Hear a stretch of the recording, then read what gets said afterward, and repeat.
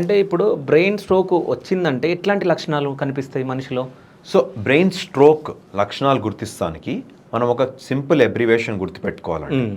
Fast అంటాం, right? Fast అంటే F for face, ముఖము అనేది ఒక సైడ్ పని చేయకపోవడము, సడన్గా మూతి వంకర పోవడము, F for face. A for arm, right? Arm అంటే ఒక చేయి కానీ కాలు కానీ వీక్నెస్ రావడం.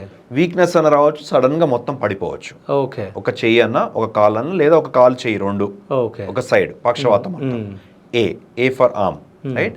ఎస్ ఫర్ స్పీచ్, మాట తడబడతాం మొదలుపెట్టిన సడన్గా, మాట ఆగిపోయిన సడన్గా, FAS.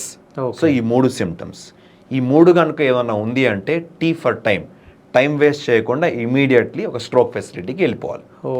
రైట్? సో దీన్ని FAST, ఫాస్ట్ అని గుర్తుపెట్టుకోవచ్చు మనం. So this is very important. ఈ అబ్రివేషన్ అందరికీ తెలవాలి.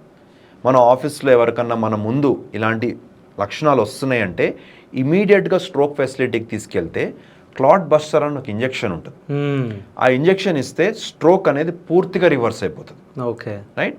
ఈ మధ్యకాలంలో కొద్దిగా లేట్గా గుర్తించినా కానీ మనం క్లాట్ బస్టర్స్ బదులు క్యాథ్ల్యాబ్, అంటే ఎట్లయితే హార్ట్కి స్టెంట్స్ వేస్తామో అలాంటి క్యాథ్ల్యాబ్ లోపలికి తీసుకెళ్ళి బ్రెయిన్ వరకు ఇక్కడి నుంచి వైర్ పాస్ చేసుకుని బ్రెయిన్లోకి లోపలే వైర్ పాస్ చేసుకుని ఆ క్లాట్ని లాగేయగలుగుతాం బయటికి. అంటే నిజం చెప్తున్నా, చాలా ఆలస్యంగా మీ ఇంటర్వ్యూ నేను చేస్తున్నా.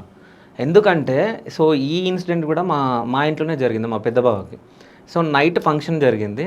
నెక్స్ట్ డే మార్నింగ్ తనకి ఫస్ట్ చేయి గుంజడం, సో ఇట్లా స్టార్ట్ అయ్యి నోరు రాకపోవడం, దాని తర్వాత వెంటనే కాంటినెంటల్ హాస్పిటల్ తీసుకెళ్ళడం.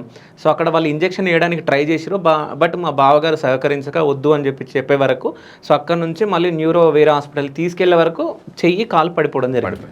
సో ఆ ఇంజెక్షన్ వల్ల కొంచెం అదవుతుండే, బట్ అది వేయకపోవడం వల్ల తప్పు చేసినాం అనేది చాలా ఇంపార్టెంట్ అండి. We have to immediately rush towards stroke facilities.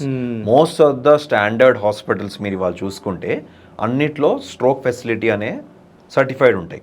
Stroke facility అంటే ఏంటి?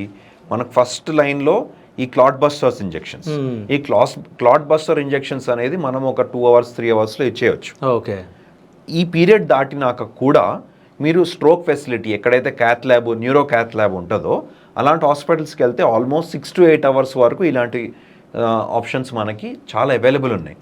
దీంతో ఏంటంటే పూర్తి రివర్సల్, వీఆర్ నాట్ టాకింగ్ ఏదో కొద్దిగా అని కాదు, పూర్తి రివర్సల్ అంటే ఎలాంటి డెఫిసిట్ లేకుండా మొత్తం కాలు చేయి రికవర్ అయ్యే ఛాన్స్ ఉంటుంది.